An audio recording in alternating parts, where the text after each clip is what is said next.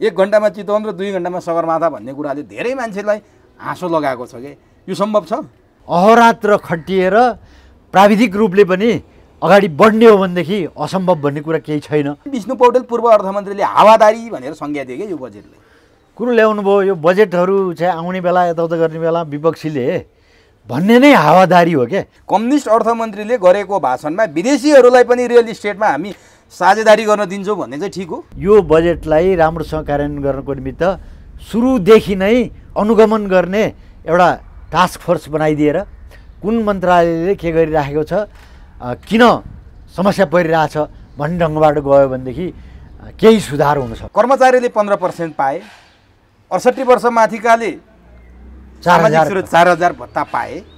जो कर्मचारी पनि होइनन् 68 वर्ष पनि पुगेका छैनन्, रोजगार पनि छैन, गिट्टी कुटेर खान्छन्, तिनीहरूले के पाए? तिनको चुलो कसरी बल्छ? अरू पनि त छन् नि 68 पुगेका त शेरबहादुर स्वयं प्रधानमन्त्री पुगेका छन्, केपी ओली पुगेका छन्, प्रचण्ड क्रस भइसके। अनि बाबुराम भट्टराईले त्यो भन्नुको अर्थ के हो त? त्यो होइन, त्यो चाहिँ वास्तवमा के हो भने गर्नुपर्ने कुरा यो हो भनेर इन्डिकेट गरे हो। प्रतिस्पर्धा गर्दै गर्दै जाँदा एमाले 100 दियो, हामीले चाहिँ 68 वर्षमा दिउँ, एमाले 75 वर्षमा दिउँ भन्दा भोलि अर्को बामाले सामाले आउला उसले चाहिँ म 50 वर्षमा दिन्छु, म 20,000 दिन्छु भन्यो भने के हुन्छ?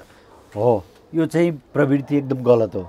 यो एमसिए गठन गर्नलाई चाहिँ अमेरिकाको कम्पनीको पूर्व स्वीकृति लिनुपर्ने यस्ता शर्त मानेर अनि विदेशीहरूको ऋण र अनुदानहरू स्वीकार गरेर हामी सार्वभौम छौँ, यो चाहिँ खोक्रो सार्वभौमिकताको कुरा आउँछ। हामी यस्तै राजनीतिक कुराहरूमा अल्मलिने अनि विकास नहुने भएपछि के गर्ने भनेपछि राष्ट्रिय गौरवका आयोजना भनेर डाक्टर बाबुराम भट्टराईले चाहिँ नयाँ विधि लिएर आएको हो क्या। कसैले पनि विरोध गर्न नसक्ने भन्ने भने चाहिँ राष्ट्रिय गौरवको आयोजनाहरू त। दर्शकवृन्द नमस्कार, चुरो कुरोमा तपाईँलाई हार्दिक स्वागत छ। हामी आजको चुरो कुरोमा सरकारले हिजो मात्रै सार्वजनिक गरेको अथवा संसदमा प्रस्तुत गरेको 2079-80 को बजेटमा केन्द्रित भएर संवाद गर्दैछौँ। सरकारका तर्फबाट अर्थमन्त्री जनार्दन शर्माले झन्डै 18 खर्ब 17 खर्ब 93 अर्ब 83 करोडको बजेट संसदमा प्रस्तुत गरे।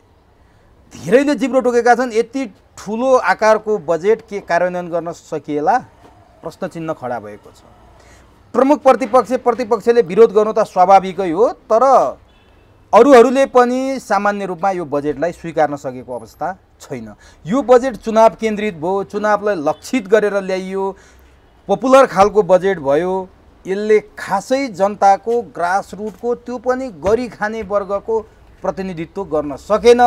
प्रचार र पपुलारिटीको लोकप्रियताको हिसाबले त अधिक छ भन्ने कुरा भयो। पूर्व अर्थमन्त्री विष्णु पौडेलले त बजेटलाई हावाको संज्ञा दिए। त्यसै गरी पूर्व स्वास्थ्य मन्त्री खगराज अधिकारीले पनि बजेटमाथि निर्मम प्रहार गरे र यो आफ्नो पालामा ल्याइएका कुराहरू सबै हटाइए भनेर नेकपा एमालेका नेताहरूको बढी जोड चाहिँ आफ्नो कार्यकालमा ल्याइएको कुरा हटाइयो भन्ने छ। हुन त सामाजिक सुरक्षा भत्ताको नाममा 68 वर्ष पुगेकाले अब मासिक 4,000 वृद्ध भत्ता पाउनेछन्। यो पपुलारिटीको लागि, भोटका लागि होला। कृषिको क्षेत्रमा पनि त्यति उल्लेख्य बजेट ल्याइएन भन्ने कुरो छ। सामाजिक सुरक्षा भत्तामा धेरै बजेट छ, त्यसमा पनि चालु खर्च चाहिँ धेरै भयो, विकास खर्च भएन भन्नेहरू पनि प्रशस्त छन्। हामी यावत विषयमा केन्द्रित भएर 2079-80 को बजेटका बारेमा संवाद गर्दैछौँ र आजको चुरो कुरोमा अर्थशास्त्री एवं पूर्व गभर्नर दिपेन्द्र बहादुर छेत्री हुनुहुन्छ। हामी दिपेन्द्र बहादुर छेत्रीसँग यावत विषयमा कुरा गर्नेछौँ। सबभन्दा पहिले म चुरो कुरोमा पूर्व गभर्नर एवं अर्थशास्त्री दिपेन्द्र बहादुर छेत्रीलाई स्वागत गर्छु। तपाईँलाई चुरो कुरोमा हार्दिक स्वागत। हस्, धन्यवाद मित्र, नमस्कार। यो 2079-80 को बजेट झन्डै 18 खर्बको आयो। मैले अघि पृष्ठभूमिमा पनि भने 17 खर्ब 93 अर्ब 83 करोडको बजेट चाहिँ अर्थमन्त्रीले प्रस्तुत गरेका छन्। के लाग्छ तपाईँ एउटा अर्थशास्त्री पूर्व गभर्नरको हिसाबले? मुद्रा सञ्चितको हालत यो छ, अर्थतन्त्र ओह्रालो लागेको अवस्थामा छ, प्रत्येक नेपालीको थाप्लोमा 63,000 भन्दा बढी ऋण छ, मुद्रा सञ्चित घट्दै गएको छ। यस्तो बेला आएको यो महत्त्वकांक्षी बजेटलाई तपाईँले कसरी लिनुभएको छ? मैले यहाँबाट सुरु गरेँ। पहिला सुरुमा के हेर्नु पर्यो भने विगतका वर्षहरूमा हामीले बजेट कति पेस गरेका थियौँ र कति कार्यान्वयन गऱ्यौँ भनेर हेर्ने हो भने पनि 16 खर्ब चान्चुन चाहिँ पेस गरे हो। अनि अर्धवार्षिक समीक्षा गर्ने बेलामा त्यसलाई 14.5 खर्बको आसपासमा राखेर कार्यान्वयन गर्यो। त्यो कार्यान्वयन पनि जम्मी 88% मात्रै हुन्छ भनेर यही बजेटले नि भनेको छ। त्यो आधारबाट हेर्दाखेरि पनि यो बजेटको अहिलेको आकार बजेटलाई पचाइहाल्न सक्ने अवस्था रहन्न कि भन्ने एउटा तर्क। अनि दोस्रो के छ भने यो चुनावी वर्ष पनि हो भनिएको छ नि त, सङ्घको पनि चुनाव, प्रदेशको पनि चुनाव गर्नु छ। त्यसो भएको हुनाले स्वाभाविक रूपले त्यो पैसा चाहिँ बढ्ला भन्ने त अनुमान गरिन्छ। अब चुनावपट्टि नै लाग्ने भएपछि त विकास निर्माणतिर त फेरि दोस्रो ढङ्गबाट हेर्ने होला होइन। तपाईँले अघि पनि भन्नुभयो अब निर्वाचन गर्ने भएको हुनाले अलिअलि मान्छेहरूलाई चाहिँ प्रभावित बनाउनको निमित्त पनि पैसा चाहिँ बाँडिराख्ने किसिमको छनक पनि देखियो भन्नुभएको छ नि। यो 2-3टा कारणले गर्दाखेरि मैले त आकलन गर्दाखेरि 17 खर्बसम्म भयो भनेदेखि व्यवहारवादी हुनसक्छ र त्यो पचाउन सकिने अवस्था हुन्छ भन्ने लागेको थियो। आउने बेलामा त झन्डै डाँडै काटेर 18 खर्ब जस्तो आयो। त्यस कारणले गर्दाखेरि चुनौती फेरि कार्यान्वयन गर्ने दिशामा चाहिँ छ भन्ने म पनि सहमत छु। भने यो पचाउन नसकिने खालको बजेट हो यो, पच्न भित्र पेटमा गएर घड्याङगुडुङ गरेर झाडापाखाला लाग्ने, डायरिया हुने, ज्यानै जाने सम्भावना हुन्छ नि कहिलेकाहीँ खाना पचेन भने। के त्यो सम्भावना देख्नुहुन्छ यहाँ? र पहिलाको अनुभवलाई हेरेर जनताहरूले चाहिँ बाटोमा देख्न साथै थुर्ने अवस्था आउँछ, गाली गर्ने अवस्था आउँछ भन्छन् नि, त्यो चाहिँ छैन। होइन, त्यो फिलिङ गर्ने हो भनेदेखि अलिकति छनक देखिया पनि छ। जस्तो यो बजेट चाहिँ कार्यान्वयन गर्ने यताउता गर्ने तपाईँले यसो गरेर के हो भनेपछि प्रधानमन्त्रीको अध्यक्षतामा सम्बन्धित मन्त्रालयका मन्त्रीहरू समेत रहेको एउटा अनुगमन टोली गठन गरिनेछ। अब सनातनी रूपले त अनुगमन गर्ने त प्रधानमन्त्रीको कार्यालयले नि गर्छ, अर्थ मन्त्रालयले नि गर्छ, योजना आयोग स्वयं छ होइन, यी सबै छन्। खुदै मन्त्रालय आफैले पनि अनुगमन गर्ने कुराहरू छन्। यदि नभएपछि फेरि अर्को एउटा संयन्त्र थपेपछि चासो चाहिँ लिएको रहेछ कि भन्ने चाहिँ मान्नु पर्यो। त्यसरी मान्दै पनि निर्वाचन सम्पन्न गर्ने हो भनेदेखि यो बजेटलाई कार्यान्वयन गरेर फेरि पनि पछि अब सबै बजेट हामीले चाहिँ पुरा गऱ्यौँ है भन्ने अवस्था रहन्न कि भन्ने आशंका चाहिँ छ। जस्तो विकास खर्चकै चालु बजेटकै कुरा गर्ने, विकास खर्चकै कुरा गर्ने भने गत वर्षको बजेटको 10-11% पनि खर्च भएको देखिँदैन। व्यापार घाटा बढेर कहाँ पुग्यो त्यसलाई चाहिँ न्यूनीकरण गर्न सक्ने अवस्था पनि छैन। अब यो 5 वर्षभित्रमा व्यापार घाटा कम गरेर सन्तुलन कायम गर्ने भनिएको छ यो बजेटमा, त्यो देख्नुहुन्छ सम्भावना? कसरी हुन्छ त्यो? यो विकास खर्च अहिले चाहिँ 30, 31, 32 कतिमा पुगेको छ हालसालै अहिलेसम्मलाई। तर यो आर्थिक वर्षको आखिरसम्ममा 79% चाहिँ गर्ने हाम्रो लक्ष्य छ है। त्यो लक्ष्य चाहिँ पुरा होस् कामना त्यो त जबरजस्ती हुन्छ नि, कामना गरौँ। 30% पनि पुगेको छैन विकास खर्च होइन, अहिले 31.8 कति चाहिँ पुगिरहेको छ होइन। तर अब त्यो कामना गरौँ भनौँ। तर तुलनात्मक रूपले तपाईँले भने जस्तै चालु खर्चको तुलनामा यो पुँजीगत खर्च चाहिँ कम राखिएको छ। 42% चालु खर्च छ भनेदेखि 21% समथिङको उसमा चाहिँ पुँजीगत खर्च छ। अब एकातिर हामीले के भन्यो भने खर्च नहुने बजेट चाहिँ लिएर आएर के अर्थ हुन्छ भनेका छौँ। भनेपछि त्यो पुँजीगत खर्च घटाएको कार्यान्वयन गर्नको लागि हो भन्ने भित्री मनमा उहाँहरूको छ भनेदेखि त उहाँलाई धन्यवाद दिनुपर्ने भयो। अब लिएर आएर पनि यो पहिला पनि भएको थिएन अहिले पनि भएन भनेर उम्किन खोज्ने हो भनेदेखि फेरि त्यति बेला चाहिँ गाली गर्नुपर्ने अवस्था चाहिँ आउँछ। अब हामी कहाँ त्यसै पनि पुँजीगतमा बजेट कम छुट्याउने पहिलेदेखि प्रचलन छ। अब यसपालि त तपाईँले भने जस्तो चुनावले पुँजीगत विकास खर्चमा त चुनाव हालिँदैन होला नि, हालिन्छ र? विकास खर्च चुनाव पर्दैन, त्यो उसमै पर्छ। त्यो चुनावको लागि भए पनि त्यो चालु खर्च बढाएका छन् यिनीहरूले यसपटक चुनावलाई भनेर देखाउलान्। गत साल कोभिड भन्यो, त्योभन्दा अगाडि पनि कोभिड भन्यो, विकास गर्ने सम्भव छैन भन्यो। यस्तो गर्दै देश त अनि बर्बादीतर्फ जाँदैन? कहिले गर्ने विकास? सधैँभरि हामी चालु खर्चमा मात्रै बजेट धेरै छुट्याउने, सबै खर्च गरेर खाने सक्ने, विकास नगर्ने, कहिले कोभिड देखाउने कहिले चुनाव देखाउने। यही बर्बादी होला भनेर नेपाली जनताहरूले राजनीतिक स्थायित्व भयो भनेदेखि धेरै कुराको समाधान हुन्छ भनेर 2/3 मत दिएर आसन गराएको थियो नि त यसभन्दा अगाडिको सरकारलाई त। तर दुःखको कुरो त्यो सरकारले अब म चाहिँ महाराज धिराज हुनेमा भन्ने हिसाब किताबले गरिदिँदाखेरि धेरै कुरा बिग्रियो है। उनीहरूले आफ्नो मातहतमा राखेका प्रदेश सरकारहरू पनि गुमाए होइन, सङ्घको सरकार त गइहाल्यो नै भनौँ। अनि अहिले स्थानीय तहको निर्वाचन आउने बेलामा पनि उहाँहरूले आशा गरे भन्दा धेरै कम तहमा जनताहरूले उहाँहरूलाई शिक्षा चाहिँ दिएका छन्। तर पनि शिक्षा लिने अवस्थामा छन् भने जस्तो देखिँदो रहेछ होइन। जनताको तर्फबाट त गरे नि, 2/3 मत दिए हो नि। तर दुःखको कुरो त्यसो हुँदाखेरि पनि हुँदैन भन्ने भएपछि त जनताले दण्डित गर्नुपर्छ भनेर अब अलिअलि सुरु गरिरहेछन्। स्थानीय निर्वाचनमा पनि अलिअलि देखाए। अब यस्तै किसिमको प्रवृत्ति रहने हो भने सङ्घीय निर्वाचनमा पनि जनताले त्यो गर्लान् भन्ने अपेक्षा गरौँ। अब पुँजीगत खर्च घर्नको निमित्त यो चालु आर्थिक वर्षमा एउटा विशेष किसिमको परिस्थिति पनि थियो, जुन कुरा तपाईँसँग कुरा गर्ने बेलामा योभन्दा अगाडि पनि मैले भनेको थिएँ। यो सरकार परिवर्तन भएपछि ठ्याक्कै बजेटलाई प्रतिस्थापन गर्ने भनेर अनि लाटा सुधारले पनि वास्तवमा पहिलाको सरकारले लिएर आएकोलाई हामी कार्यान्वयन गर्छु भन्दैनन् कि, त्यसमाथि नि 5-5वटा बाठा नेताहरू छौँ भन्नेहरूले चलाएको सरकारले त प्रतिस्थापन त गर्ने भयो। गरिसिदिएपछि समस्या के आयो भने पहिलाको सरकारले 1400वटा परियोजना जस्तो हाल्या रहेछ है, ती परियोजनालाई घटाएर 700मा लिएर आयौँ भनेका छन् कि। भनेपछि त त्यतापट्टि खर्च हुन्छ भनेर आकलन गरिएको त त्यो चोखै रह्यो नि त होइन। अनि त्यो कारणले नि बजेट कार्यान्वयन गर्ने यताउता गर्नलाई समस्या पर्या हो भन्ने देखिया छ।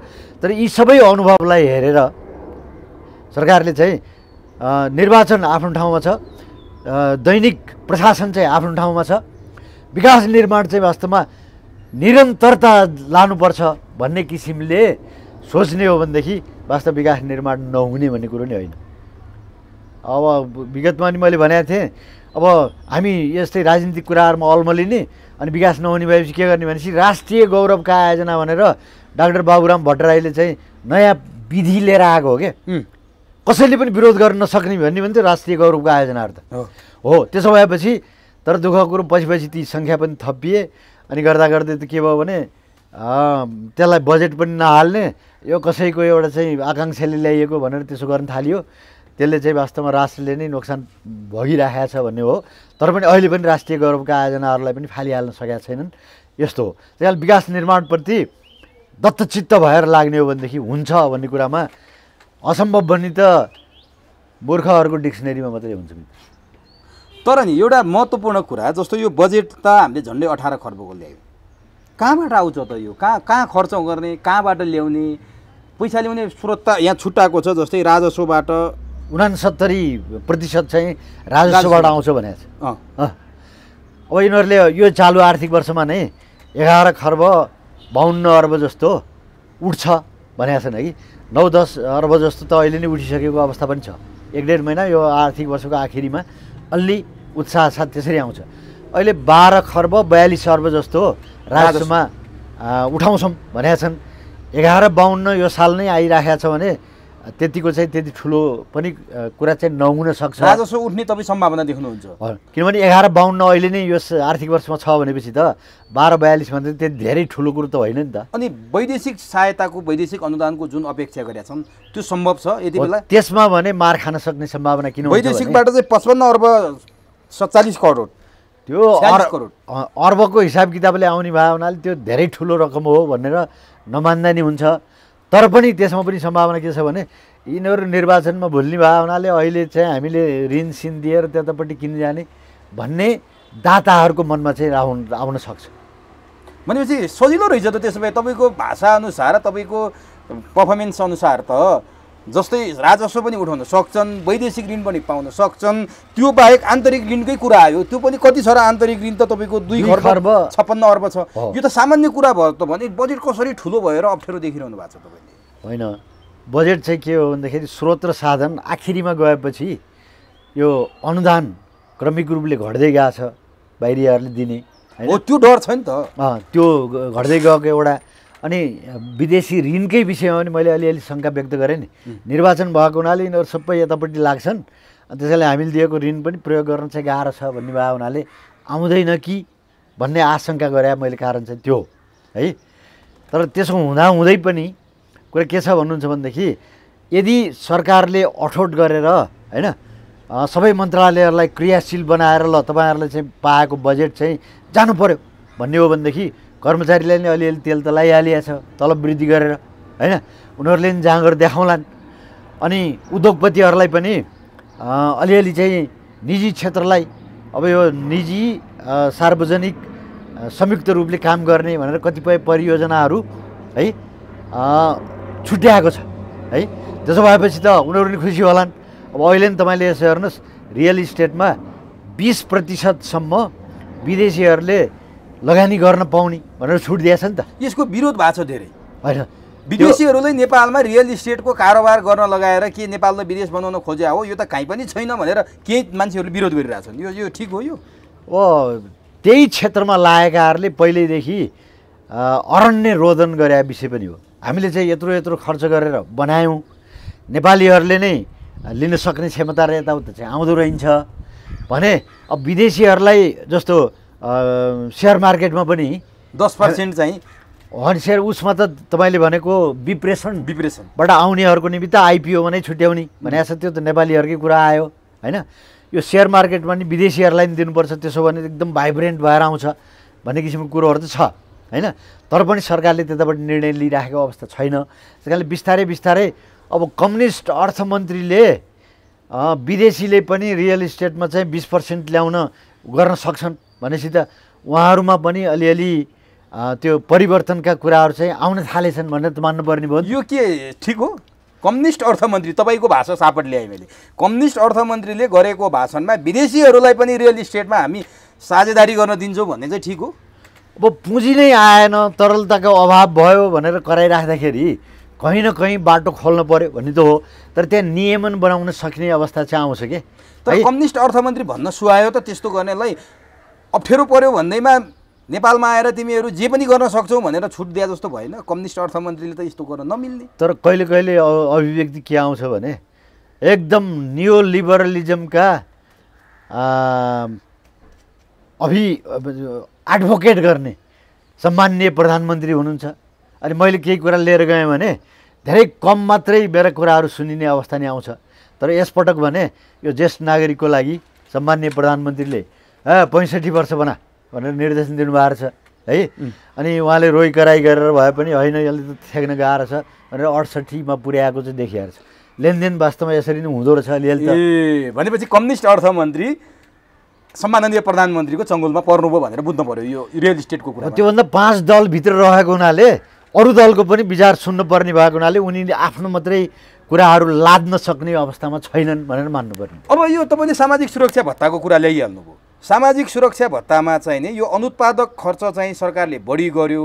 यो भोट ब्याङ्कको रूपमा चाहिँ ज्येष्ठ नागरिकहरूलाई पहिलेदेखि किन्ने प्रचलन थियो। चुनावी वर्षको बजेटमा त झन् अत्याधिक किन्न थाले। अब त्यो अनुत्पादक हो, 75 वर्षकालाई 70मा झारियो, बढाएर 4000 गरियो, फेरि 68मा झारेर राज्यलाई भारमाथि भार दिँदैछ। यो ठिक हो? यो यसमा राजनीति गर्न मिल्छ?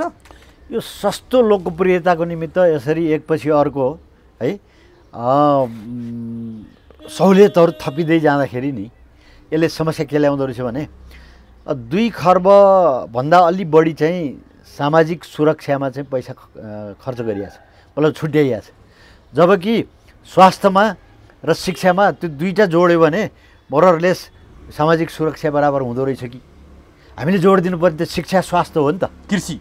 कृषि उत्पादनको लागि शिक्षा र स्वास्थ्य आगामी दिनहरूमा चाहिँ हाम्रो समाजलाई चाहिँ उन्नत सुसंस्कृत र स्वस्थ राख्नको निमित्त त्यो पनि हो हैन। अब कृषिले उत्पादन वृद्धि गर्छ, आयात प्रतिस्थापन गर्ने भयो र सकिन्छ भने निर्यात पनि गरेर आम्दानी गर्न सकिन्छ भन्ने हिसाब किताब हो। त्यसमा जम्मा जम्मी 55 अर्ब जस्तो 56 अर्ब जस्तो छुट्याइहाल्छ कृषिमा। त्यस्तो रहेछ हुन भने धेरै कुराहरू बुँदाहरू जोडिएको छ त्यसमा है। टेक्निकल सुविधा दिन्छौँ अनि प्रत्येक गाउँ विकास समितिमा चाहिँ हामीले कृषि प्राविधिक लहर राखिदिन्छौँ। अनि त्यहाँबाट मिनिमम सपोर्ट प्राइस भनेर कृषकहरूले उत्पादन गरेको अतिरिक्त उत्पादन छ भने हामी खरिद गरिदिन्छौँ। त्यो खरिद गरिदिन्छौँ त पहिला पनि भन्थे। तर दुःख के छ भने इन्डियनबाट ती साहुकार महाजनहरू आएर लिएर गइसकेपछि हाम्रो खरिद गर्न जाने यतापट्टिका इलिमेन्टहरू बल्ल पुग्दो रहेछन्। यस्ता कुराहरू व्यवहारिक त्रुटिहरू छन्। ती त्रुटिहरू हटाउनलाई के गर्नुहुन्छ त भनेर बेला बेलामा अरूले पनि झकझक्याउने र उहाँहरूले पनि वास्तवमा यहाँनिर समस्या छ है। हामीले उत्पादन गरेको धान इन्डियामा गएर प्रोसेसिङ भएर फेरि फर्केर आउँदाखेरि 2 गुणा पैसा तिर्नुपर्छ भन्ने हेक्का राखियो भनेदेखि सुधार गर्न नसकिने भन्ने चाहिँ। तर 55 अर्ब कृषिमा शिक्षा र स्वास्थ्यमा कति अर्ब भन्नुभयो तपाईँले? 1.5 अर्ब जस्तो शिक्षामा, त्यस्तै 1.5 अर्ब जस्तो स्वास्थ्यमा पनि। अनि सामाजिक सुरक्षामा 220 भन्दा बढ्दा छ। अनि त्यो अनुत्पादक क्षेत्रमा चाहिँ त्यत्रो खर्च गर्ने, अनि कृषि, स्वास्थ्य र शिक्षा, जो कृषि प्रधान देश भनेर हामी नेपाललाई परिचित गराउँछौँ, तीमा चाहिँ त्यस्तो नोमिनल बजेट यो हास्यास्पद भएन? सामाजिक सुरक्षा भत्ता चाहिँ तपाईँको पपुलर बजेटको नाममा चुनाव केन्द्रित गरेर भत्ता बाँडेर चाहिँ नि अघोषित रूपमा मतदाता पहिले नै किनियो क्या भन्ने अर्थ लाग्न थाल्यो। यो ज्येष्ठ नागरिकहरूको निमित्त हामीले जे कमेन्ट गरिरहेछौँ नि, अति आवश्यकता भएको, आम्दानीको स्रोत नभएको, आफ्ना चाहिँ छोराछोरीहरूले पनि सपोर्ट नगर्ने अवस्थाको लागि चाहिँ वास्तवमा ठिक हो, दिँदाखेरि एकदम ठिक हो। तर यसमा गरिनुपर्थ्यो के भने, हाम्रा सूचना सामग्रीहरू त धेरै छन् नि, राष्ट्रिय परिचय पत्र भनेका छौँ हामीले होइन, गरिबी को रेखामुनि रहेका परिवारहरू को हुन् भनेर तथ्याङ्क पनि ल्याएको छौँ। झन्डै झन्डै 40-50वटा जिल्लाको त त्यो कम्प्लिट भएको छ नि। त्यसबाट समेत प्राप्त हुने सूचनाको आधारमा त्यो परिवारको आम्दानी, त्यो व्यक्तिले चाहिँ प्राप्त गर्न सक्ने आर्थिक लाभ के हो होइन, ट्याक्स पेयर है यो प्यानमा चाहिँ दर्ता गरेको हिसाबले हेर्ने हो भनेदेखि नागरिकता दिँदाखेरि व्यक्तिगत प्यान कार्ड पनि लिनुपर्ने त्यस्तो अवस्था छ नि त। हो, त्यस्तो अवस्थामा जसले यो अहिले इन्कम ट्याक्समा चाहिँ 5 लाख र 6 लाख बनाइयो नि, व्यक्तिलाई 5 लाखसम्म छुट्टी अनि परिवार सहितकोलाई 6 लाख भनेको छ नि। हो, यस्तो लिमिटमा पुगेका मान्छेहरूले पनि यो ज्येष्ठ नागरिक भत्ता चाहिँ दावा गरेका छन् भने दिन्न है भनेर ठोकुवा लाउनु पर्ने अवस्था चाहिँ रहन्थ्यो। यो ल्याप्स भयो। तर अब के आयो भने अप्सनल रूपमा म यो लिन्न भनेर घोषणा गर्यो भने सरकारले सम्मान गर्छ। कुन चाहिँ वीराङ्गना र कुन चाहिँ बहादुर यस्तो छ। डाक्टर बाबुराम भट्टराईले म लिन्न भनेर बोलिदिनु भयो नि त, के भन्नुहुन्छ त? उहाँ वीराङ्गना त हुनुभयो नि तपाईँको भाषामा, वीर भनौँ न, वीराङ्गना महिला भयो है। अब वीर भन्नाले के भने, अब उहाँहरू चाहिँ सोसियल एउटा चाहिँ अभियन्ता पनि हुनुभयो, राजनीतिज्ञ पनि हुनुभयो। त्यसपछि उहाँका फलोवरहरूले पनि ल यसो गर्नु पर्दो रहेछ है भनेर जाउन् भन्ने अभिलाषाका साथ ल्याउनु भयो। त्यो स्तुत्य नै हो। तर यस्तै कुरा अरू आम्दानीको स्रोत भएकाहरूले पनि गर्दै जाउन् भन्ने हामीले चाहिँ कामना गर्छौँ। तर बाबुराम भट्टराईले अस्वीकार गर्नु त्यो एउटा चाहिँ चर्चामा आउनलाई गर्नुभयो कि एउटा भूतपूर्व प्रधानमन्त्रीले म वृद्ध भत्ता लिँदैन भनेर भन्नु त आफैमा हास्यास्पद होइन र उहाँले लिनुहुन्न भन्ने त सबैलाई थाहा थियो नि, किन बोल्नु पर्यो त्यो? उहाँको चाहिँ उमेर पनि 68 पुगिसकेका छैन। अरू पनि त छन् नि 68 पुगेका, त शेरबहादुर स्वयं प्रधानमन्त्री पुगेका छन्, केपी ओली पुगेका छन्, प्रचण्ड क्रस भइसके। अनि बाबुराम भट्टराईले त्यो भन्नुको अर्थ के हो त? त्यो होइन, त्यो चाहिँ वास्तवमा के हो भने गर्नुपर्ने कुरा यो हो भनेर इन्डिकेट गरे हो। अब त्यसलाई फलो गर्ने नगर्ने त फेरि इति श्री 68 वर्ष पुगेका जनताहरूमै छोड्नुपर्ने। अनि यो सामाजिक सुरक्षा भत्ताको तपाईँले जुन किसिमले सोलो डोलो ल्याइयो भन्नुभयो नि, कार चढेर गएर सामाजिक सुरक्षा भत्ता बुझ्ने पनि यही छन्, त्यो सामाजिक सुरक्षा भत्ता बुझ्न जान नसक्ने अपाङ्ग भएका हिँड्न नसक्ने मान्छे पनि यही छन्। अनि सबैले सोलो डोलो 68 वर्ष भनेर दिँदा त्यो त भोट ताने जस्तै देखिएन र भने के? त्यो सामाजिक न्याय चाहिँ भएन। त्यसको लागि के गर्नु पर्छ? त्यसले भोट तान्छ भन्ने हो भनेदेखि यो आय प्रशस्त भएका मान्छेहरूले फेरि जनार्दनजीलाई कतिको चाहिँ समर्थन गर्लान्, त्यो पनि प्रश्न आउँछ। सम्पन्न भएकाहरूले त यो जनयुद्धबाट आएको मान्छे कति मान्छे मार्यो भन्छन् नि। अब त्यही भएको कारणले गणतन्त्र आयो अनि त्यसले जुङ्गा ताउलाएर धेरैले चाहिँ मोज गर्ने अवस्था नै आइरहेछ। एकापट्टि त्यसलाई चाहिँ एकदम गर्ने भनौँ न, आलोचना गर्ने पक्षहरू पनि देखिया छ। हुन त यस्ता किसिमका पात्रहरू चाहिँ आउँदै गर्छन्, अनुभव गर्दै जाने रहेछ।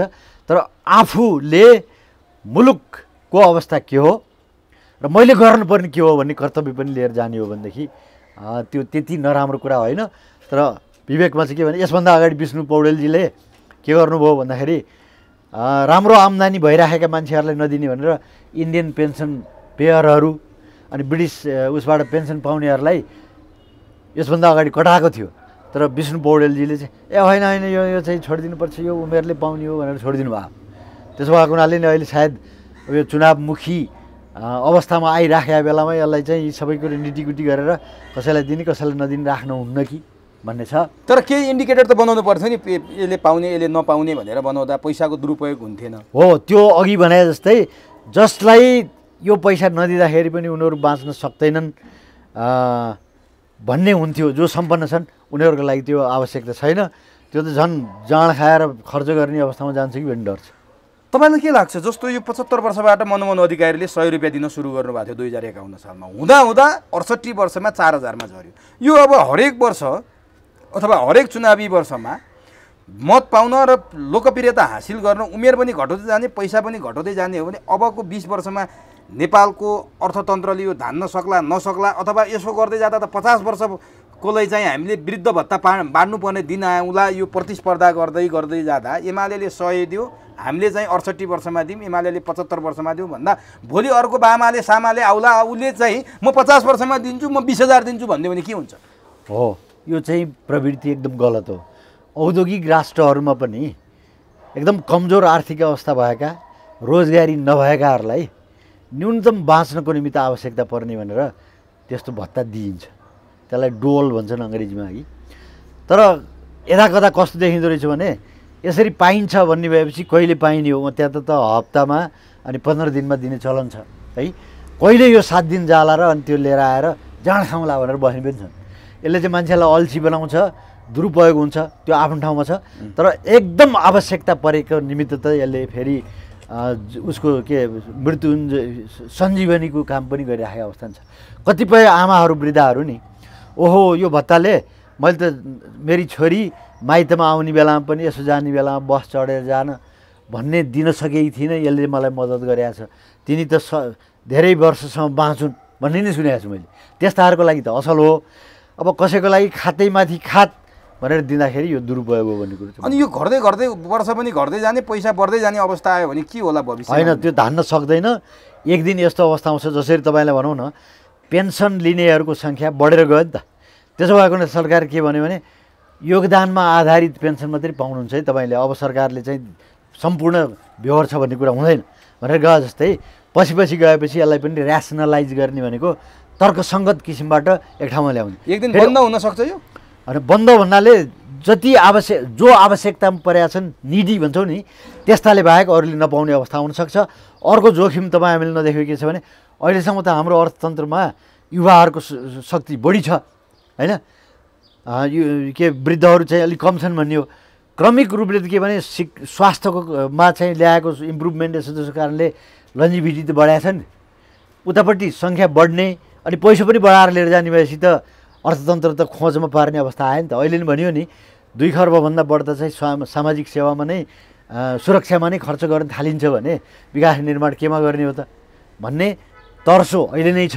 पैसा जति सामाजिक सुरक्षा भत्तामा बाँड्ने, विकास निर्माण गर्न नसक्ने भनेर प्रश्न त उठ्नै भयो नि त। हो, ठन्डाराम भएर अब के गर्ने, भएको पैसा यही हो यस्तै हो भनेर विकास निर्माणको निमित्त विदेशीहरूलाई को मुख ताक्ने अनि विदेशी पैसा चाहिँ सामाजिक सुरक्षा भत्ताको नाममा बाँड्ने अनि विदेशीहरूका अनेक किसिमका शर्तहरू होइन यो त पहिला पनि गर्ने गरे हो, अहिले पनि गर्ने एमसिसीमा है। अब एमसिसी भन्ने अमेरिकन कम्पनीको चाहिँ एउटा ऊ हो, एमसिए भनेको नेपालको हो, अर्थ सचिवले चाहिँ नेतृत्व गर्ने। यो एमसिए गठन गर्नलाई चाहिँ अमेरिकाको कम्पनीको पूर्व स्वीकृति लिनुपर्ने, यस्ता शर्त मानेर अनि विदेशीहरूको ऋण र अनुदानहरू स्वीकार गरेर हामी सार्वभौम छौँ। यो चाहिँ खोक्रो सार्वभौमिकताको कुरा आउन सक्छ। अब यो त डरलाग्दो इन्डिकेट तपाईँले गर्नुभयो। अब म तपाईँलाई सोध्न खोजेँ, झन्डै 18 खर्बको बजेटमा हामीले चालु अर्थात् सरकारी प्रशासनिक खर्चमा 7 खर्ब 53 अर्ब खर्च गर्ने भनेर सोचेका छौँ हामीले। 80 करोड पनि छ, त्यसमा चुनाव पनि आयो, चुनाव पनि त्यसैमा पर्यो। पुँजीगत अर्थात् विकास निर्माणमा 3 खर्ब 80 अर्ब 38 करोड भनेर भनेका छौँ। वित्तीयमा 2 खर्ब 30 अर्ब 22 करोड भनेका छौँ। अनि हामीले प्रदेश स्थानीय तहमा वित्तीय हस्तान्तरणमा 4 खर्ब 29 अर्ब 83 करोड। यो छुट्टाको उचित छ? यो चालु खर्च त के कारणले बढ्यो भन्ने कुरो भन्यौँ। पुँजीगत खर्च पनि उल्लेख्य रूपमा बढ्या होइन है। पुरानै परियोजनाहरूलाई चालु राख्नको निमित्त गरिदिएको चाहिँ देखिया छ धेरै जसो है। र एउटा राम्रो पक्ष के भएको छ भने कुनै पनि गाउँ विकास समिति छ नि, त्यो चाहिँ अब कि त राष्ट्रिय राजमार्गसँग जोडिन्छ कि सदरमुकामसँग पक्की सडकले जोडिन्छ। अब त्यो बजार केन्द्रबाट चाउचाउ र ग्यास मात्रै लिएर गएर खान थाल्ने हो भने गाह्रो छ। अनि त्यहाँ गुन्द्रुक उत्पादन गर्ने, त्यहाँ कुखुराको अन्डा मासु उत्पादन गरेर सहरतिर ल्याउने हो भनेदेखि यसले राम्रो काम गरेको छ पूर्वाधारतिर पनि, अन्यथा होइन भनेर सोच्नुपर्ने अवस्था त आउँछ। तर त्यसो हुँदाहुँदै पनि एउटा कुरा के मान्नु, यो ठेक्का पट्टामा भएको अनियमितता है र अनि नेग्लिजेन्स भनौँ न। हिजै मात्रै त्यो चाहिँ अहिले दुर्भाग्यवश यो तारा एयरको त्यहाँ चाहिँ दुर्घटना भयो है। सायद सडकको ऊ चाहिँ राम्रो भइदिएको भएदेखि पोखरातिरबाट काठमाडौँबाट भए पनि मोटरमै गएर पनि छिटो छरितो खोज तलास गर्न सक्ने अवस्था आउँथ्यो होला। दुर्भाग्यवश त्यो दुर्घटना चाहिँ भएको ठाउँ चाहिँ पत्ता लागेको रहेछ। ती परिवारप्रति हामीले संवेदना प्रकट गरौँ र राहुघाटदेखि मुस्ताङको सदरमुकाम जोमसोमसम्म जम्मा 76 किलोमिटर सडक छ। त्यसलाई 4 भागमा बाँडिया रहेछ। 30 महिनामा कम्प्लिट गर्ने भनेर भनेको कुरो हो है। अहिले 5 वर्ष भइसक्दाखेरि पनि आले टाले गरेर बसिरहेको छ कि हो। यस्तै अवस्था हो भने त बजेट छुट्याएर पनि काम भएन, विकास खर्च छुट्याएर पनि काम भएन, जस्ताको तस्तै रहने। खालि त्यो ठेकेदारहरू मोटाउने, जति वर्ष बित्दै जान्छ त्यो मूल्य वृद्धि भएको कारणले स्केलेट गर्छन् भन्छौँ नि हामीले, हो त्यो राष्ट्रलाई भार थपिँदै जाने मात्रै कुरा आयो। त्यस कारणले यो ठेक्कापट्टाको कुरामा पनि विशेष चिन्तन गरेर कार्यान्वयन गर्ने दिशामा अगाडि लिएर जानुपर्छ भन्ने हो। भन्नुहोस्। त्यस कारणले अब अर्को कुरो यो प्रदेशमा पठाइएको 4 खर्ब समथिङ छ नि, प्रदेश र स्थानीय निकाय सबैभन्दा बढी भ्रष्टाचार प्रदेशमा छ भनेर आउँछ के। भ्रष्टाचार हो, त्यसलाई नियन्त्रण गर्नु पर्यो। तर सङ्घीयतालाई कार्यान्वयन गर्ने दिशामा वास्तवमा गर्नुपर्ने त यही नै हो। अहिले बजेटले के भन्यो भने यो 5 करोडसम्मका परियोजना र अनि सानातिना यी कुलो खानेपानी यसोसुको चाहिँ प्रदेशमा पठाइदिने र पैसा पनि पठाउने। पहिला प्रोजेक्ट मात्रै पठाउँथे र उहाँहरूको गुनासो के थियो भने प्रोजेक्ट आयो सिंहदरबार सङ्घीयताको स्वाद लिन पाइएन भन्ने थियो।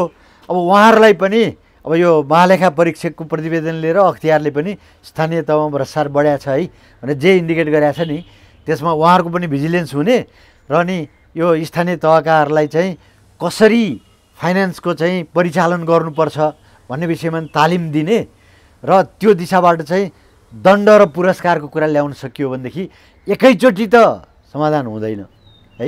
बिस्तारै बिस्तारै हामी एउटा ट्र्याकमा गएर समुन्नत किसिमको मुलुकको हिसाबले आउन सक्ने सम्भावना रहन्छ। अब जस्तो तपाईँले यो ठेक्कापट्टाको र यो मुस्ताङ जाने बाटोको छिटो कुराको ट्र्याकको कुरा गर्दाखेरि अब एउटा मलाई त्यो सबै मान्छेहरू सामाजिक सञ्जालमा हाँसिरहेको एउटा कुरा छ, 1 घन्टामा चितवन सुरुङ के फास्ट ट्र्याकको कुरा गरेर 1 घन्टामा चितवन र 2 घन्टामा सगरमाथा भन्ने कुराले धेरै मान्छेलाई हाँसो लगाएको छ कि यो सम्भव छ? अब अघि पनि मैले भने है, असम्भव भन्ने कुरा चाहिँ मूर्खहरूको डिक्सनरीमा मात्रै पाइन्छ, तर स्पिरिट त्यही अनुसार हुनु पर्यो। सम्भव छ, कसरी छ होला भने हेरी यो डाँडा चन्द्रगिरी भन्ने छ यहाँ होइन, हो त्यसलाई चाहिँ सुरुङ मार्गबाट गरिदिने हो भनेदेखि त 15 मिनटमा मकवानपुर अनि अर्को आधा घन्टामा त चितवन त पुगिहालिन्छ। 1 घन्टा पनि नलाग्ने। पुग्न त पुगिन्छ, अमेरिकै पुगिन्छ नि प्लेन चढेर जाने अथवा के गरेर। त्यो काम हुनु पर्यो नि, नारा मात्रै भएर भने केपी ओलीले रेलका कुरा गरे, जहाजका कुरा गरे, तिनी भए त हो त्यस्तै महत्त्वकाङ्क्षी भयो के यो अब सगरमाथा 2 घन्टामा भन्ने कुरा आयो। हो यस्ता कुराहरूले नेताहरूलाई चाहिँ अलि हल्का बनाउन सक्छ, तर कार्यान्वयन गरेर चाहिँ प्र्याक्टिसमै ल्याएर देखाइदिए भनेदेखि क्या बात। ऊ चाहिँ लोड सेडिङ हटेछ भनेदेखि मेरो कान चाहिँ काटेर पातामा राख्छु भन्ने यो चाहिँ उहरू पनि थिए नि त, अभिव्यक्ति दिनेहरू थिए। तर लोड सेडिङ त वास्तवमा घटाएर त देखाए। त्यसमा कुलमानजीको पनि त्यत्तिकै सहयोग प्राप्त गरे। अब यिनी जलस्रोत मन्त्री त यिनै थिए, ऊर्जा मन्त्री। त्यसो भएको हुनाले अहोरात्र खटिएर प्राविधिक रूपले पनि अगाडि बढ्ने हो भनेदेखि असम्भव भन्ने कुरा केही छैन भन्ने हुनु पर्यो। तपाईँलाई चाहिँ यो सुरुङ खन्ने विषयमा त हामीले चाहिँ उसको सिँचाइ आयोजना र एउटा चाहिँ जलस्रोत थियो नि पूर्वतिरको, हो त्यो त समयभन्दा अगाडि नै सम्पन्न गरे हो नि त त्यो सुरुङ मार्ग खनेर त। हो त्यस्तै कुरा अरू कुराले अब सुनकोशी डाइभर्सनको कुरा गर्नुभयो। सुनकोशी होइन, यो पूर्वपट्टि के एउटा चाहिँ के छ हो त्यसमा नि सुनकोशी जो समयमै गरेको थियो। हो त्यो चाहिँ समयभन्दा अगाडि सम्पन्न गरिराखेको कारणले उत्साही भएको कुराहरू त्यताबाट नै आइरहेको छ। अब नि जस्तो यो बजेटलाई अझै व्याख्या गर्ने हो भने यो बजेट चुनावी बजेट भयो। यति कुरा मैले जति गरेँ नि, जानेर सामाजिक सुरक्षा भत्ता बढाइयो, 1 घन्टामा चितवन पुग्ने, 2 घन्टामा सगरमाथा, त मान्छेलाई एकछिनको मुतको न्यानो भन्छ नि, हो त्यस्तो त्यस्तो देखियो क्या। अनि त्यसपछि आएर कर्मचारीको तलब 15% बढाइयो। कर्मचारीको तलब, शिक्षक कर्मचारी, सरकारी कर्मचारीको तलब बढाउँदा यहाँ कयौँ मान्छे 3 करोडभन्दा बढी, के अरे 2 करोडभन्दा बढी, झन्डै 2.5 करोड त कुनै पनि सरकारी जागिर नभएका मान्छे छन् नि त। ती मान्छेहरूको हालत के हुन्छ? कर्मचारीको तलब बढेर मात्रै हुन्छ? अब यसले एउटा सजिलो के गराउने भयो भने त्यो निम्न वैतनिक कर्मचारीहरू भएछन् भने त्यो सबै बजारमा जान्छ कि खरिद बिक्री गरेर होइन उनीहरूले चाहिने आवश्यकताका कुरो जान्छन्। त्यो भयो भने तरलताको अभावलाई पनि त्यसले अलिअलि मद्दत गर्छ कि अब यसले मूल्य वृद्धि गर्नलाई मद्दत चाहिँ गर्छ है। हाम्रो वस्तु र सेवा चाहिँ जतिको त्यति रहने, पैसा मात्रै सबैको खल्तीमा भरिने अवस्था आयो भने मूल्य वृद्धि त हुन्छ। भने कर्मचारीको तलब बढाउनु भनेको मूल्य वृद्धि गर्नु हो, मूल्य वृद्धि हुन्छ। मूल्य वृद्धि त अरू कारणले पनि हुन्छ, त्यो एउटा कारण त्यो हो। किनभने एकदम निम्न वैतनिक कर्मचारीहरूले त्यो पाएपछि त खाद्यान्नमा खर्च गर्छन्, कपडामा खर्छन्, जुत्तामा छातामा खर्च गर्छन्, बजारमा जान्छ नि त। बजारलाई त त्यसले अलिकति चलायमान बनाउने भयो, त्यो सकारात्मक बाटो भयो। तर अर्कोतिर चाहिँ मूल्यलाई चाप पार्ने भएको हुनाले एउटा त्यो मूल्य घटाउनको निमित्त के गर्ने भनेको छ, उत्पादन वृद्धि गर्ने एउटा कुरा गरे। अर्को यो चाहिँ सुपथ मूल्य पसलहरू पनि हामीले जोड गर्छौँ है भन्ने कुरो पनि ल्याएको छन्। त्यसले अलिअलि ठेक्न सक्ने अवस्था चाहिँ हुनसक्छ।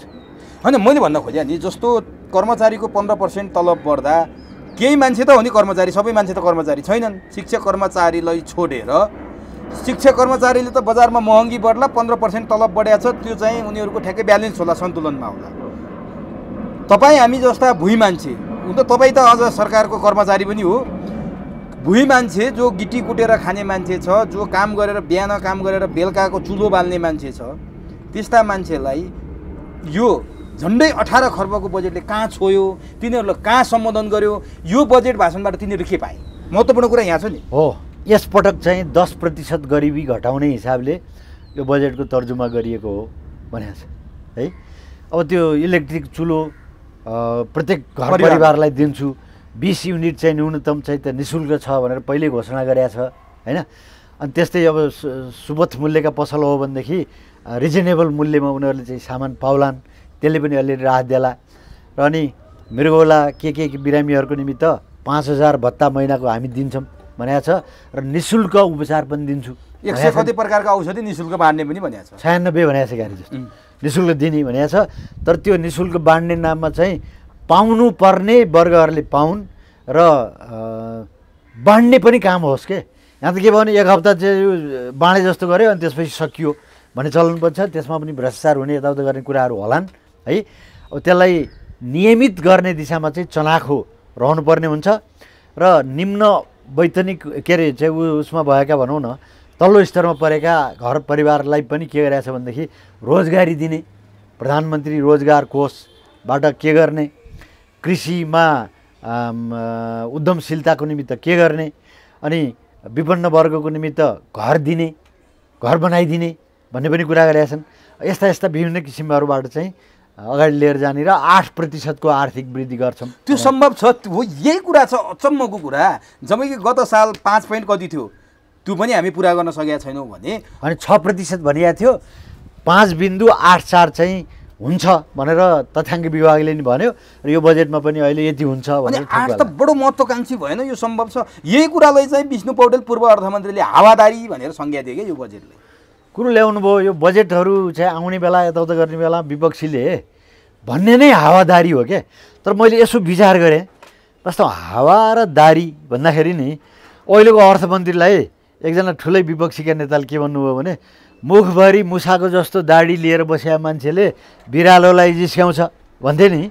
अब त्यही क्याटेगोरीको त्यही प्रशिक्षणबाट आउनुभएको पूर्व अर्थमन्त्री विष्णुजीले के भन्नुभयो भने नि यो हावादारी हो। जनार्दनजीको त मुखमा दाडी छ भन्ने कुरो त देखियो, दाडीको कुरो त आइहाल्यो है। त्यो दाडीवालले यो बजेटमा त अलिअलि हावा भर्या रहेछ, हावा भने त अक्सिजन हो मित्र है। अब सबैलाई खुसी पार्नको निमित्त ल्याइदिएको छ भनेपछि त बर्बाद हुने हो कि अब हामीले हावादारी भन्ने हो भनेदेखि त जनताले जेसुकै बुझुन्, तर यो चाहिँ हावादारी हो भनिदिनु पऱ्यो भनेर आएको कि जस्तो लाग्यो। उहाँले भनेको कुरामा चाहिँ केही दम मैले कसरी देखेँ भने त्यो सेतो सेतो कालो कालो दाडी जनार्दनको छँदैछ, दाडी त्यही भइहाल्यो। हावादारी भन्नुभयो, उहाँले हावादारी होइन। अनि त्यसलाई चाहिँ लिएर आइसिदिएपछि अब बजेटमा चाहिँ अक्सिजन पनि समेत ल्याएर आइदियो भनेले हामीलाई बर्बाद बनाउने भयो भन्ने भएको हुनाले उहाँले भनेको कुरा त्यति बेठिक छ जस्तो मलाई लागेको छैन। तर यो बजेट चाहिँ अर्थतन्त्रभन्दा अलिकति राजनीति र चुनावी गन्ध आउने भयो क्या। आर्थिक हुनु पर्थ्यो नि त होइन र? होइन अब चुनावै नगरिकन बस्नुपर्ने हुँदा त फेरि डिक्टेटर आयो भनेर भनिहालिन्थ्यो होला। चुनाव गर्ने भने त जनमत उसलाई समयमा गर्ने हो भने आवधिक निर्वाचन हो यो, त्यसले त्यतापट्टि गर्नै पर्यो। अनि त्यसमा चाहिँ कसैलाई खुसी पार्ने कुरो त हातमा डाडु पनि यो लिएर बसेपछि कतापट्टि घुमाउने के गर्ने भन्ने कुरो त अलिअलि गर्दा रहेछन्, विगतमा नि गर्ने गरेकै हुन् होइन। यी सबै कुराहरू त देखिँदो रहेछ। तर यो प्रोजेक्ट गरिएको रकम चाहिँ खर्च गरेर देखाउन् अनि 7% मूल्य वृद्धि त्यहाँभन्दा बढ्ता हुन दिन्न भन्ने छ। 8% मूल्य वृद्धि त मूल्य वृद्धि 7%, आर्थिक वृद्धि 8% हो, मूल्य वृद्धि 7%। अनि आर्थिक उसमा के हुन्छ भने आर्थिक वृद्धि र मूल्य वृद्धिलाई चाहिँ एकैसाथमा हेर्ने हो।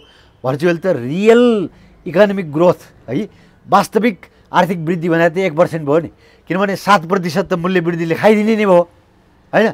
1% को उहाँहरूले चाहिँ आकलन गर्नुभयो। अनि उहाँहरूले व्यापार घाटा चाहिँ 5 वर्षमा सन्तुलन ल्याउने, यो व्यापार घाटा कहाँ पुगेको छ बढेर त्यो सुन्नै नसक्ने अवस्था छ। महँगी ढाँट सेकेर आकाश छोएर पनि आकाशलाई पाल पार्ने अवस्थामा महँगी पुगेको छ। व्यापार घाटा सन्तुलित गर्न सक्छौँ 5 वर्षमा भन्नुभएको छ, त्यो सम्भव छ? त्यो दुईटा किसिमको डबल प्रोङ भन्छौँ। एउटा चाहिँ विलासिताका सामग्रीहरूलाई चाहिँ निरुत्साहित गर्ने, त्यो कम गर्ने भनेर अहिले पनि बजेटमा पनि छ हो, निरुत्साहित गर्ने, त्यसले पनि अलिक घटाउँछ। त्यसको एउटा नकारात्मक के हुन्छ भने राजस्वमा फेरि कम आउँछ है, त्यस्तो पनि छ। अनि अर्को कुरो आन्तरिक उत्पादन वृद्धि गर्छौँ भन्यो नि त। बाँझो जग्गा, नदीको उकास 90 किलोमिटर चाहिँ हामीले तटबन्ध गरेर 600 हेक्टर जमिन चाहिँ ल्याउँछौँ र त्यहाँ खेती गर्न लाउँछौँ।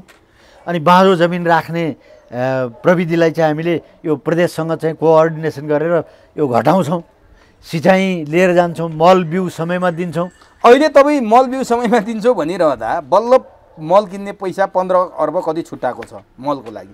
बजारमा जानुहोस् मल छैन, अब कहिले ल्याउने मल? खेतीपाती सकेपछि ल्याउने हो त्यो बजेटले त्यो छुट्टाएको पैसा। हरेक वर्ष मलका लागि पैसा छुट्याइन्छ, किसानले बजारमा मल पाउन्न अनि भन्ने मात्रै भयो क्या, यो त कर्मकाण्डी मात्रै भयो। 2-3टा कुराहरू चाहिँ जहिले पनि हामीले भनेनौँ भने मान्छेहरूले साँच्चै नै यसले त केही जान्दो रहेछ भन्ने आउँछ कि। गरिबी होइन कटाउँछौँ भन्छ, अनि कहिले भूकम्पले गर्दाखेरि बढाइदियो भनेको छ, कहिले कोभिडले बढाइदियो भनेपछि जैसे थिए आयो नि है, एउटा खेलो त भयो नि त्यो त। अनि त्यसपछि सुकुम्बासीहरूलाई अब हामी सुकुम्बासी रहित बनाउँछौँ, जग्गा दिन्छौँ, घर बनाइदिन्छौँ। सुकुम्बासी त कहिले पनि घट्दा रहन्छन्, जहिले पनि त्यो सरकारको लागि त त्यो खेलो त हुँदो रहेछ होइन। हो त्यस्तै जस्तो यो बजेटमा प्रोभिजनहरू गर्ने है, अनि त्यो प्रोभिजन गरे अनुसारको चाहिँ कुरा सम्पन्न गर्न नसक्ने भन्ने कुरा सनातनी जस्तो हो कि भन्ने लाग्दो रहेछ। तर हामी बाहिर बसेकाहरूले के भने उहाँहरूलाई मौका परे बेला गाली गर्न छोड्नु हुँदैन।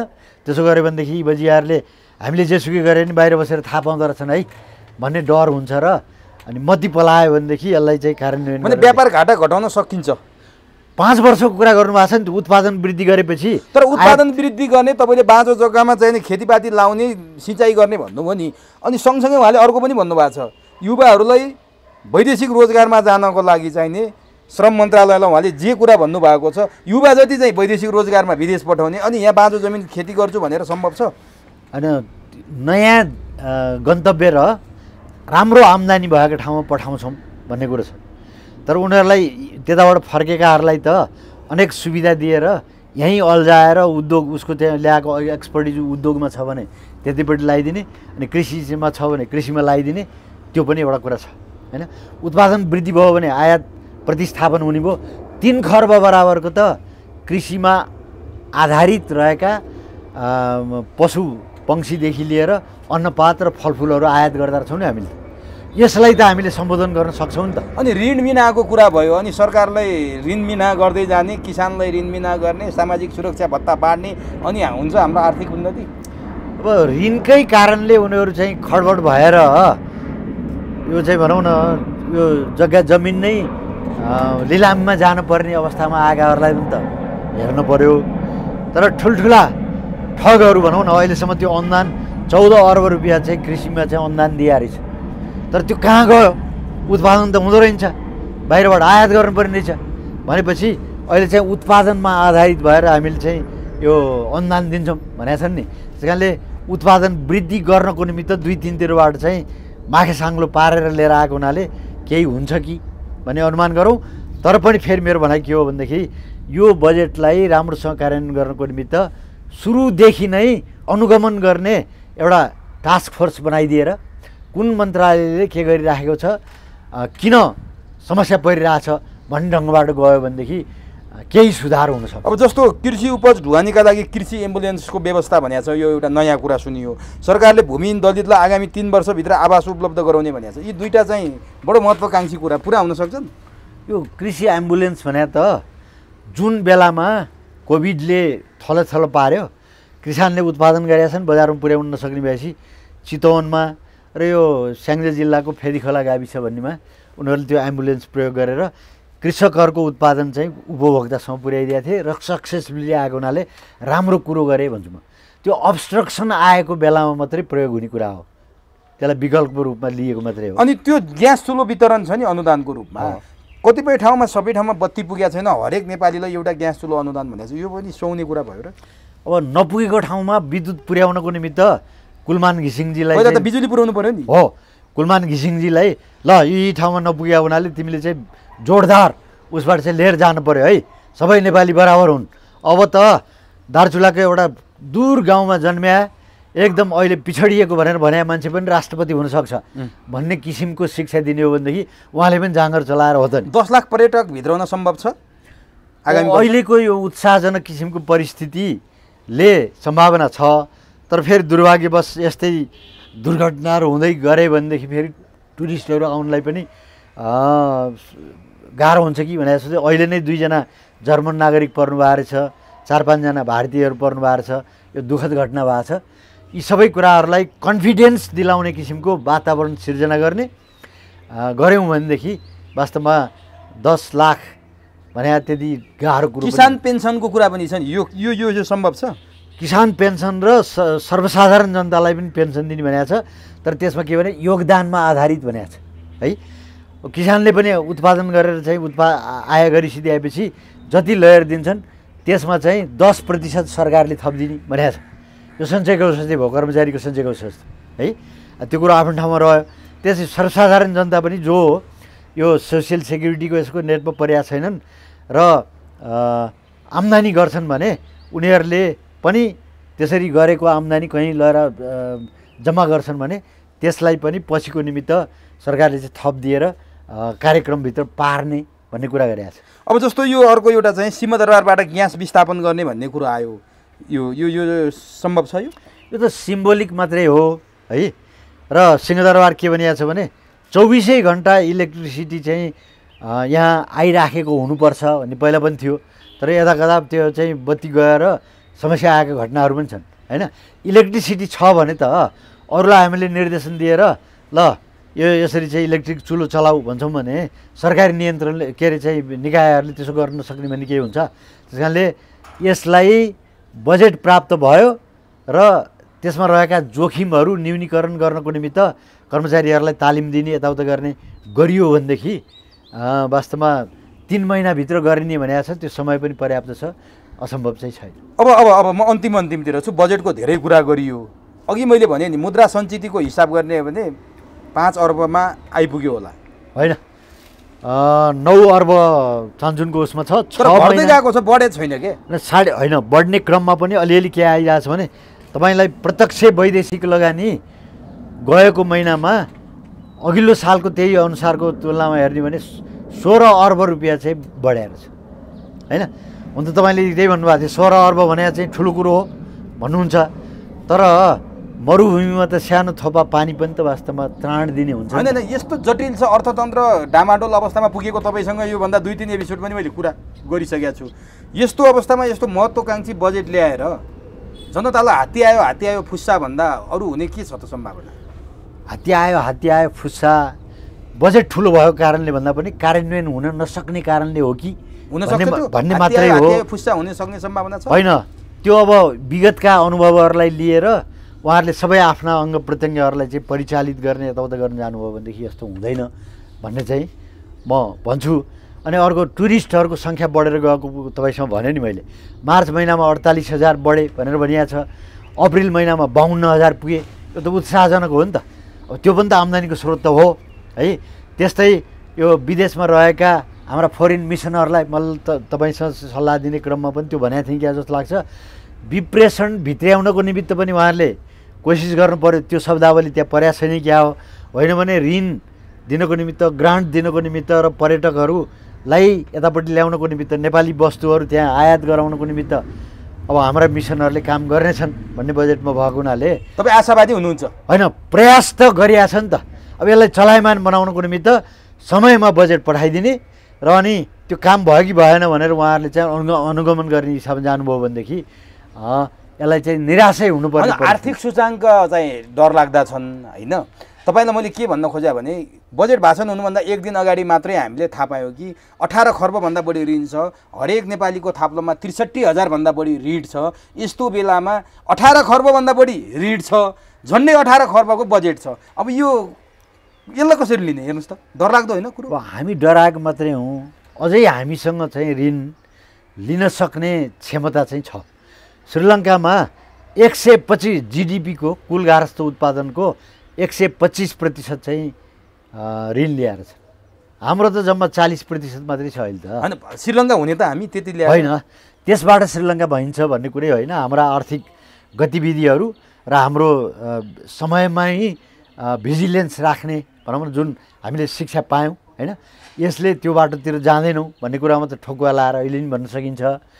तर अब ऋण वृद्धि गरेर हुन त अलिकति छनक चाहिँ 55 अर्ब रुपियाँ चाहिँ विदेशी ऋण, 2 खर्ब जति भन्दा 2.5 खर्ब जस्तो आन्तरिक ऋण ल्याउने भन्ने कुरा जे गरियो नि, अब यो डरलाग्दो परिस्थिति हुनसक्छ भन्ने त हो। तर यसभन्दा अगाडिको सरकारले नै 27%मा रहेको ऋणलाई 40% पुर्याएको थियो नि त। त्यसबाट उत्पादनको क्षेत्रमा चाहिँ हामीले के प्राप्त गऱ्यौँ त भन्ने शिक्षा लिएर यो ऋणलाई पनि उत्पादनतिर र मुलुकलाई चाहिँ केही प्रतिफल दिने ठाउँतिर प्रयोग गर्नुपर्छ भन्ने हेक्का चाहिँ कताकति बजेटको उसमा चाहिँ भने 55 खर्ब विदेशी ऋण र 2 खर्ब आन्तरिक ऋण चाहिँ यो डरलाग्दो सूचक हो नि। यो त 55 अर्ब खर्ब भने चाहिँ 55 अर्ब हो, यो त डरलाग्दो हो नि। डरलाग्दै भनौँ भने त 69% फेरि राजस्वबाट चाहिँ बेहोर्ने भनी सिद्ध्याएपछि अरू बाँको केबाट घट्टा सुन्दा त डरलाग्दो छ है। होइन, त्यो ऋण जथाभावी गरेर बाँडेर सक्ने अवस्थामा लगियो भने डरलाग्दो हो। त्यसले प्रतिफल दिने कुरामा चाहिँ लाउन सकिएछ भनेदेखि त्यो ठिक छ। हो, त्यो ठिक हो। अब अन्तिममा कर्मचारीले 15% पाए, 68 वर्ष माथिकाले 4,000 भत्ता पाए।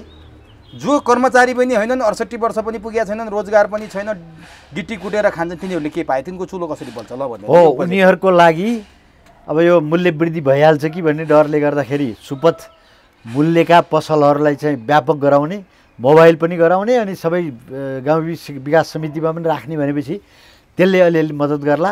र उनीहरूलाई अशक्त छन् भने उनका बच्चा बच्चीहरूलाई पढाउनको निमित्त जस्तो 6 क्लासमा पुग्नेहरूलाई अहिले खाजा दिने भनेको छ। 5 क्लाससम्म थियो पहिला नि, त्यस्तो छ।